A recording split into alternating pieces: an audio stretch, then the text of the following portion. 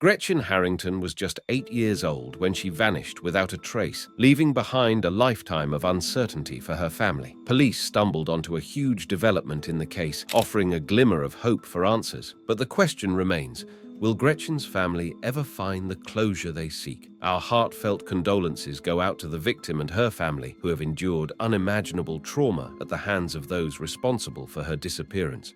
On the early morning of Saturday, August 16, 1975, a police sergeant near Salt Lake City, Utah, pulled over a tan Volkswagen Beetle he found suspicious. Inside the car, there was a well-dressed man in his late 20s. The officer grew suspicious, and a quick search of the vehicle uncovered some unsettling items: a ski mask, an ice pick, and a pair of handcuffs. The man turned out to be Theodore Ted Bundy, who later admitted to the horrifying murders of over 24 young women. However, on the same day in Marple Township, situated about 6 miles west of the Philadelphia-Delaware County border, Ted Bundy was still an unknown name. In an era devoid of social media and with 24-hour news cycles 2 decades away, authorities hadn't yet linked Bundy to his appalling crimes against humanity. Little did Marple Township know, 8-year-old Gretchen Harrington was on the brink of becoming part of their own unsettling investigation. She was born in Pennsylvania to Harold Harrington and his wife, Ina Harrington, and studied in Delaware County Christian School.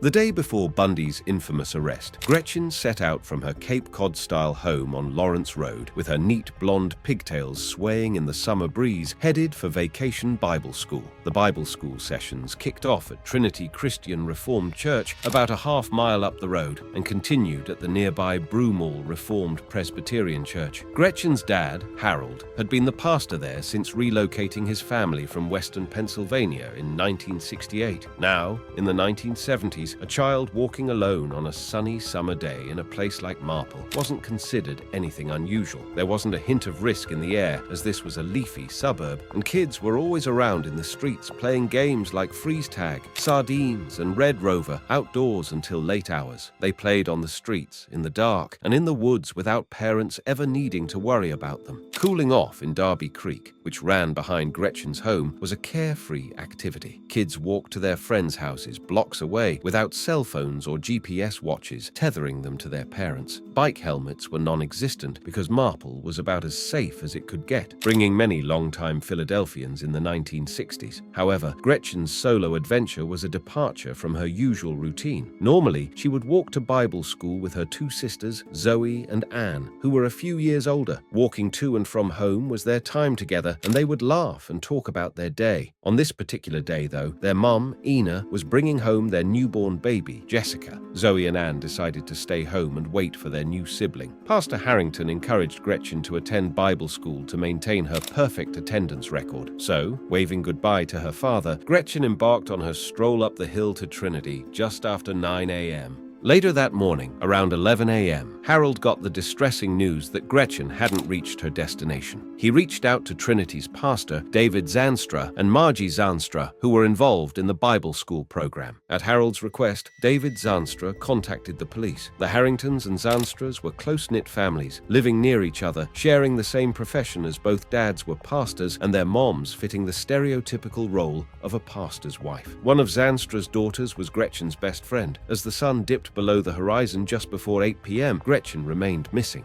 Margie brought dinner to the Harrington home, where Ina appeared to have come to terms with the heartbreaking reality that she might never see her daughter alive again. Margie, recalling the situation in a later interview, said that she just kind of accepted the fact that Gretchen was gone. She didn't know whether Ina was just putting on a brave face or if she was in a state of total shock. By Saturday, hundreds of people were out on the roads searching for Gretchen. A Pennsylvania State Police helicopter was also brought in, and it continuously scanned the area. Paul Barton, who lived in nearby Newtown Square, caught wind of the search on his police scanner while floating in his backyard pool. He hurried to Darby Creek to join a search team. His group scoured a grassy hill just west of the Blue Route, which was under construction at the time. He described how there was a solemn feeling among all of the people who were out there searching. Everyone went out there not knowing what to expect or what they might find. They were looking for something, anything, but unfortunately, they found nothing. On that Sunday, a mere 2 days after Gretchen's puzzling disappearance, the extensive search operation was called off by the police. With barely any leads to go on, the police chief candidly admitted that they hadn't got a clue where to start. Panic gripped the town, prompting friends and family to distribute flyers to passing motorists. The flyers featured Gretchen's most recent school photo, showcasing her missing tooth and a playful grin. The community was tense, dealing with a whole list of unanswered questions. Did she run away? Did she slip and fall down in the creek? Was she abducted by a stranger or someone familiar? A few days after Gretchen disappeared, one of her classmates from the town recalled that her mom made her get her hair cut real short so that she would look like a boy. She didn't want her to stand out with long hair since everyone was on high alert about a possible abductor in the area. Life took an irreversible turn after the incident, and kids never walked alone anywhere again after that. Jim Cristaldi, who delivered newspapers to the Harringtons as a youth, fondly reminisced about a pre-disappearance childhood filled with building forts in the moonlit woods with friends. However, immediately following Gretchen's vanishing act, Cristaldi, now a teenager, found himself participating in search parties in those same woods, hoping to find Gretchen or any trace leading to her whereabouts. He admitted that as an innocent young kid, this tragic event absolutely shattered his innocence. Despite exhaustive searches, no substantial clues came to light. August gave way to September, and Zoe and Anne Harrington returned to Delaware County Christian School.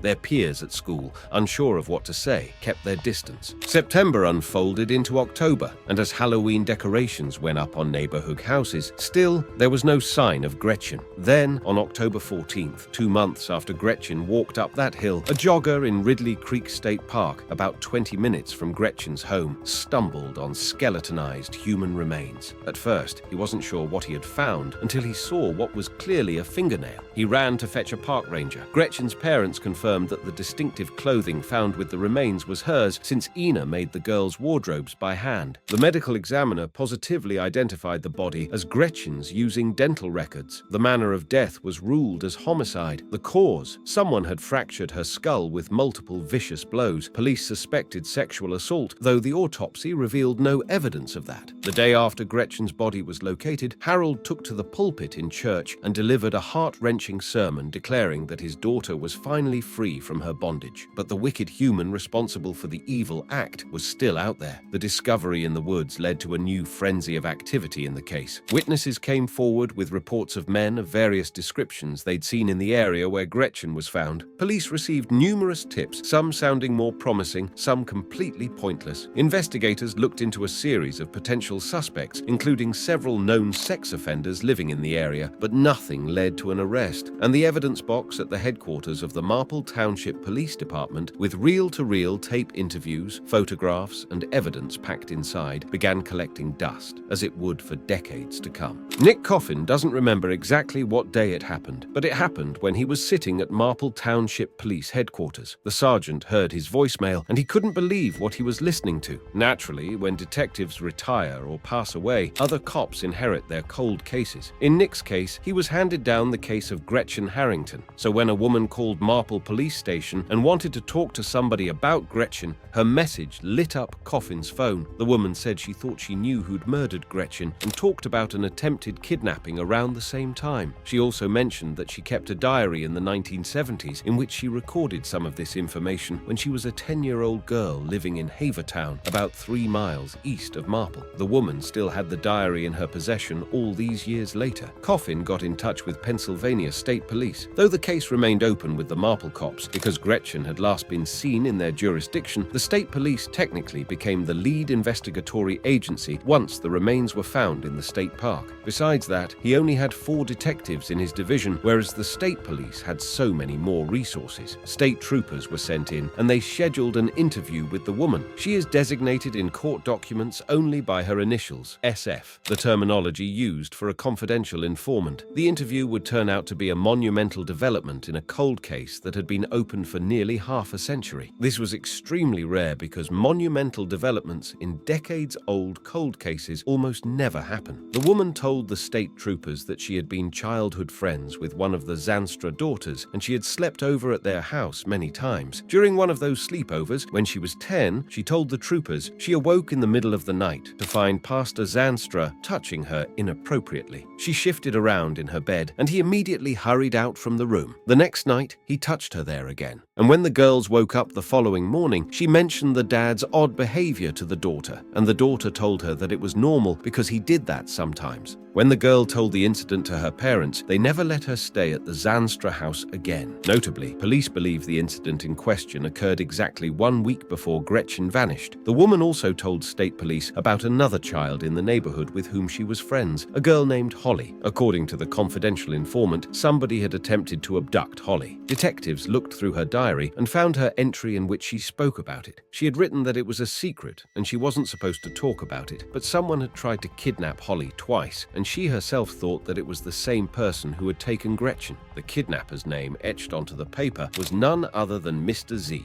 She confirmed to the troopers that the Z stood for Zandstra. Local police had questioned Zandstra back in 1975, along with many other people. Some witnesses had said they saw Gretchen outside a car talking to someone sitting inside on the morning she disappeared. Some of the descriptions of the car matched one of Zandstra's, but Zandstra insisted he hadn't seen Gretchen on the day in question. Bizarrely, though, and in an investigatory gap apparently never explained by Marple police, Zandstra was able to give an accurate and detailed description of the homemade shorts Gretchen was wearing that day, even though he supposedly hadn't seen her. The original Marple detective in her case died in June of 2020. State troopers tracked Zandstra down to a lakefront home in Marietta, Georgia. He and his wife had moved there after he retired in the mid-80s. Zandstra agreed to meet the troopers at the headquarters of the Cobb County Police on July 17th. During the meeting, the troopers questioned Zandstra about Gretchen's disappearance, and he kept repeating that he hadn't seen her that day. Then, they disclosed the newest allegations to him, that they had found evidence that the minister had sexually assaulted his daughter and her best friend. According to a criminal complaint filed in Delaware County soon after that meeting, Zandstra immediately admitted to the sexual assaults and to seeing Gretchen the day she went missing. He confessed to the troopers that he offered her a ride, and she accepted. However, when it became clear that the Bible school wasn't his destination, Gretchen asked him to take her home. Instead, he claimed that he took her to a wooded area and demanded that she take off her clothes. When she refused, he attacked her, stating that he struck her in the head with his fist, resulting in her death. He claimed to have checked for a pulse, believing her to be dead, and then covered her half-naked body with sticks in the woods before returning to his life.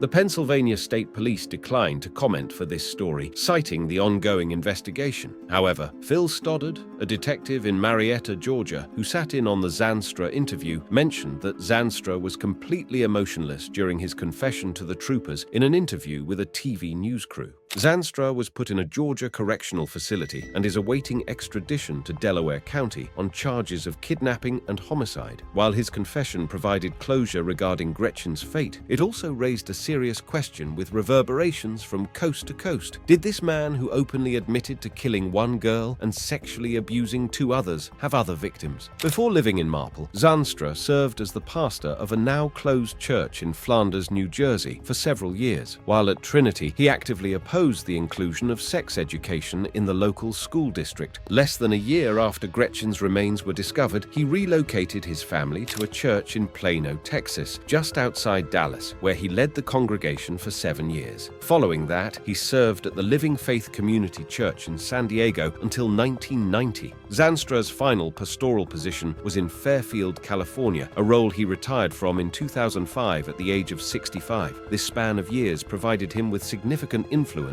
and access to the young and vulnerable. A spokesperson for the Christian Reformed Church in North America, the religious organization overseeing all of Zandstra's churches, informed reporters that they were unaware of any other allegations against the pastor. However, they are in communication with his former congregations and are fully cooperating with law enforcement. Recent developments involve California police exploring whether he might have been involved in the abduction of Amanda Nicole Campbell, a 4-year-old girl who disappeared in 1991 while riding her bike alone to a friend's house. Both Zandstra and Campbell lived in close proximity. Authorities in Georgia collected a DNA sample from Zandstra for potential use in investigations related to missing persons, sexual assault, and murder nationwide. The Cobb County District Attorney's spokesperson mentioned that the case in Delaware County was getting a ton of attention, and this was the kind of case where the more people hear about it, the more people could come forward, so more victims might possibly be coming out to testify.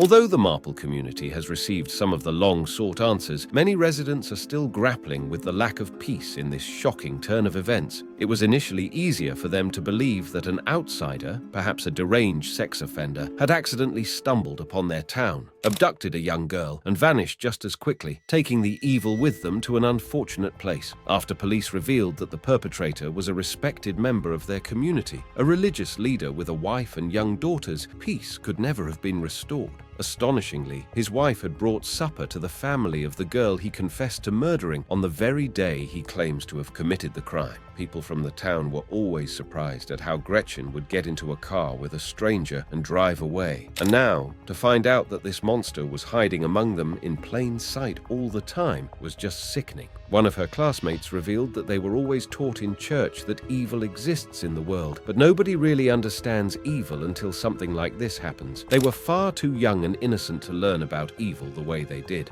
This marks the conclusion of our examination into the Gretchen Harrington case. If you found the information presented compelling, we encourage you to demonstrate your support by liking and subscribing to our channel. Your engagement is deeply appreciated. Until the next installment, take care and stay vigilant.